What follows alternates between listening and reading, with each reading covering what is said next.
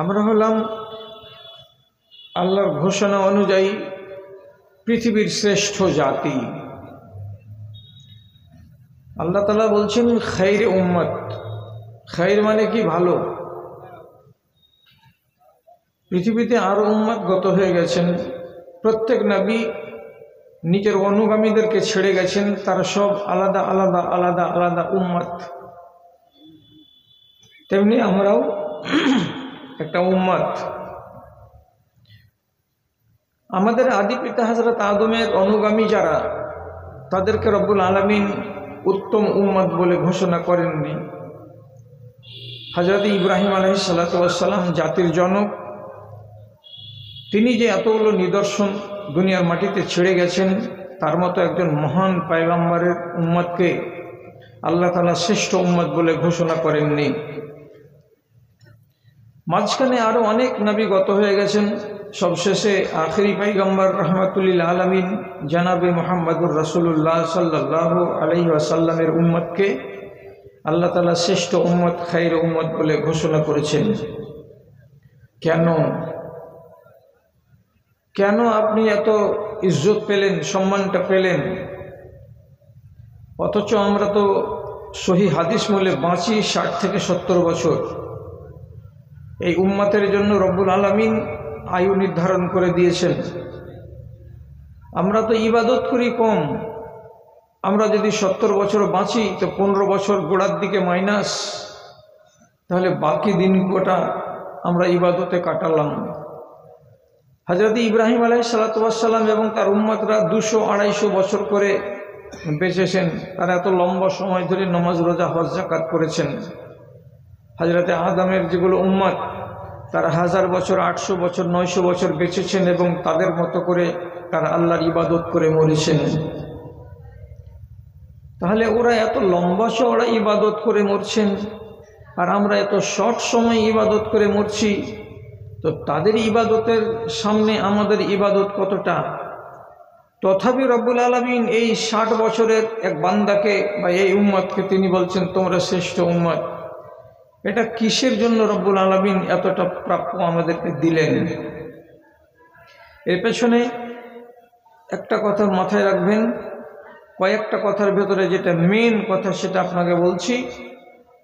আল্লাহ তাআলার নিয়ম ছিল, আগেকার পয়গম্বরগণ দুনিয়াতে আসতেন, যতদিন তিনি বাঁচতেন ততদিন তিনি এই দুটো কাজ করে যেতেন, আমর বিল মারুফ আর নাহি আনিল মুনকার।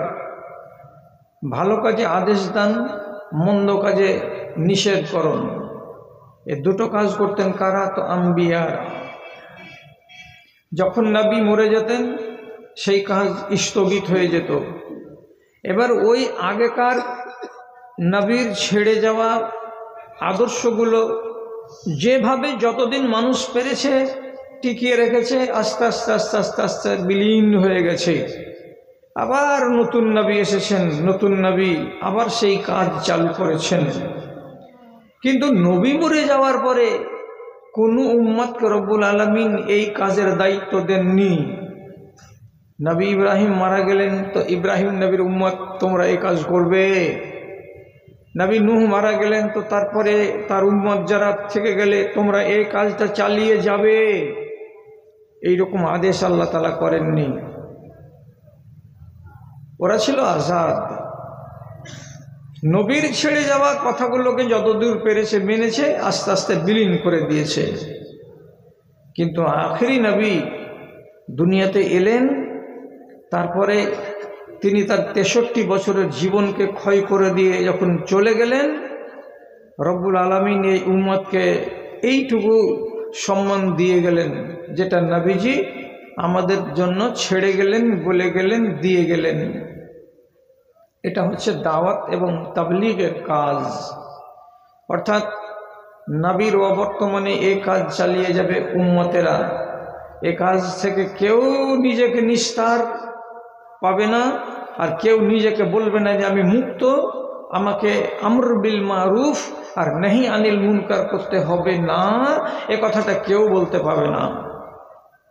মাওলানার মতো করবেন, মৌলভী সাহেবের মতো করবেন, ডাক্তারের মতো করবেন, মাস্টারের মতো করবেন, পাবলিকের মতো করবেন। এমন পর্যন্ত কি আপনার যদি একটা কথা জানা থাকে আর এই কথাটা ঠিকভাবে যদি আপনি শুনে থাকেন, কোনো মুআল্লিমের কাছ থেকে শিখে থাকেন, ওই একটাই কথা আপনাকে পৌঁছাতে হবে আপনার অন্য ভাইয়ের কাছে, যে ভাই জানে না। তাহলে বিশাল বড় দায়িত্ব আমার কাঁধের উপরে আছে। আমরা যত লোক আছি পৃথিবীতে বেঁচে, মুসলমান সবার উপরে চোখের সামনে যদি মুনকার দেখতে পাই তা আমি গর্জে উঠব, আর দরকার লাগতে গেলে আমি ভালো কাজের জন্য যেখানে সুযোগ পাবো সেখানেই কথা বলবো। এই দুটো মহান কাজের জন্য রব্বুল আলামিন আমাদেরকে বললেন, তোমরা হলে খাইরে উম্মত, তোমরা হলে শ্রেষ্ঠ উম্মত, তোমরা হলে উত্তম জাতি পৃথিবীর উম্মতদের মধ্যে। ভাই আমার, এই শ্রেষ্ঠত্ব আপনি যদি নিজের ধর্মকে ধারণ না করেন তো কি দিয়ে হবে? ধর্ম এসেছে আপনাকে ভদ্র বানাতে। আমাদের বাপ দাদারা যেগুলো 33 নম্বর পিঢ়ি গত হয়ে গেছেন, আবু বকর, উমর, উসমান, আলী, তিনারা ধর্মকে ধারণ করেছিলেন, করে নিজেদেরকে পরিচয় দিয়েছিলেন যে আমরা খাইরে উম্মত। এখন আপনি যদি ধর্মকে ধারণ না করেন আর তারপরে যদি গলাবাজি করেন যে আমি শ্রেষ্ঠ উম্মত, এটা কি মানাবে? এটা কি চলবে? ধর্ম ধারণ করতে গেলেই ধার্মিক হয়। আর ধর্মকে যদি কেউ বলে যে গিলাসে গুলে খাওয়ার জিনিস, এটা নয়। ধর্মকে আপনার দেহের ভেতরে দেখতে পাওয়া যাবে। ধর্ম কিছু কিছু আপনার অন্তরের ভেতরে লুকিয়ে থাকবে। যেটা লুকিয়ে থাকার সেটা আমি দেখতে পাবো না, কিন্তু যেটি বাইরে থাকার সেটি যেন আমি দেখতে পাই। এটা হলো ধার্মিকের পরিচয়। যদি বাজারে যান, একটা লোক দেখতে পান মাথায় বড় পাগড়ি, বড় বড় দাড়ি, মোচ কাটেনি, মোচও বড় বড়, হাতে একটা বালা, এবং তার কোমরের কাছে সাইডে ঝুলছে একটা লম্বা তরবারি, খাপের মধ্যে ঢুকানো আছে। আপনি দেখলে বুঝে নেবেন এটা কে। এটা একজন শিখ।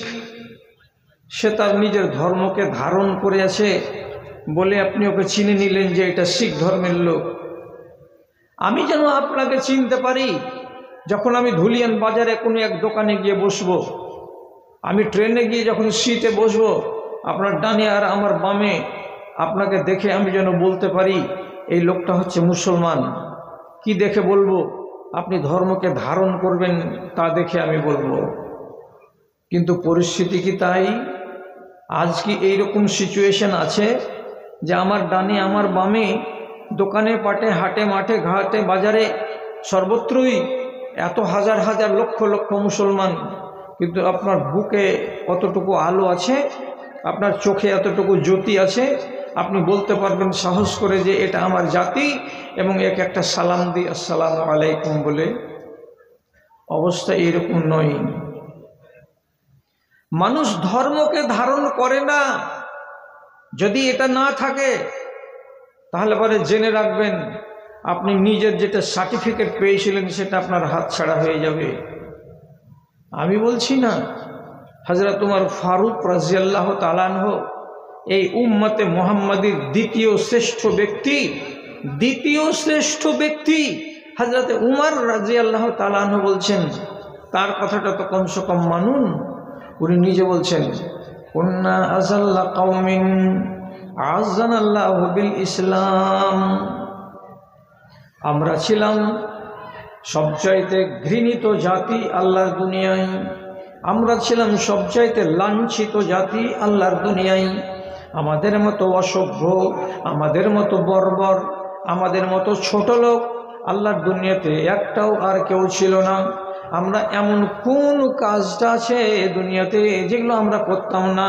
চুরি করা আমাদের কাজ ছিল, ডাকাতি করা আমাদের কাজ ছিল, নারীদেরকে বেইজ্জত করা আমাদের কাজ ছিল, মরা মানুষের গা থেকে কাফনকে খুলে নিয়ে পালিয়ে আসা আমাদের কাজ ছিল, মানুষের রাস্তাকে আলগে দিয়ে তার জীবন মেরে মালকে লুটে নেওয়া আমাদের কাজ ছিল। যত রকমের অন্যায় অনাচার অবিচার সব কিছু আমরা করতাম। এই জন্য আমরা ছিলাম দুনিয়ার সবচাইতে লাঞ্ছিত জাতি।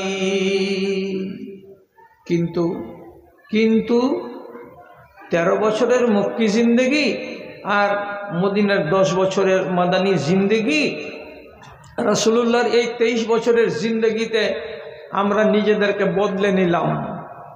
আমাদের ওই আগেকার চরিত্রগুলোকে আমরা ভুলে গেলাম। আমরা আমাদের বদ স্বভাবগুলো, বদ চরিত্রগুলোকে সমূলে ছুঁড়ে ফেলে দিলাম। ফলে আমরা কি হলাম? তিনি এবার কি বলছেন? আযানাল্লাহু বিল ইসলাম। আল্লাহ রাব্বুল আলামিন আমাদেরকে ইসলামের বদৌলতে সর্বশ্রেষ্ঠ জাতি হিসাবে আমাদেরকে সুযোগ করে দিয়েছেন। আমাদের মতো বড় লোক আল্লাহর দুনিয়াতে আর কেউ নেই। আমাদের মতো মুহাজ্জাব, আমাদের মতো ভদ্র, আমাদের মতো সভ্য জাতি আল্লাহর দুনিয়াতে আর কাউকে পাওয়া যাবে না। কিসের দৌলতে আমরা ভদ্র হলাম? তিনি বলছেন ইসলামের বদৌলতে আমরা বড় লোক হলাম। তাহলে সাহাবায়ে কেরাম ধর্মকে ঠিক ধারণ করেছিলেন। মুনকার চোখের সামনে দেখতে পেলে কেউ রুখতেন না, সাথে সাথে প্রতিবাদ করতেন। এমন পর্যন্ত নিজের রোজ সমালোচনা করতেন এবং নিজের মুহাসাবা করতেন, আমি কাজ কেন করতে গেলাম, আমার দ্বারা এ ভুল কেন হয়ে গেল বলে অনেক সাহাবী নিজের নফসকে, নিজের আত্মাকে পর্যন্ত মালামত করেছেন যে এই কাজটা হওয়া উচিত ছিল না রে মন, কিন্তু তুমি করলে কেন? এটা কি একদিনের ব্যাপার? এটা কি একজনের ব্যাপার? দুটো বৈশিষ্ট্যকে যখন আমি ধারণ করব তখন হব শ্রেষ্ঠ উম্মত। ভালো কাজের আদেশ করব, মন্দ কাজ থেকে বিরত রাখবো। এই দুটো কাজ আমাদের জমানা থেকে উঠে গেছে, যার কারণে আজ সমাজে যত রকমের দুর্নীতি, অন্যায়, অবিচার, হারাম কাজ সব চলছে। রোকবে কে? আপনি কি কাউকে বাধা দিতে চেষ্টা করেছিলেন? আমি কি কোনোদিন কাউকে মুনকারের বিরুদ্ধে গর্জে উঠে নিষেধ করতে গেছি? আমরা যাই না।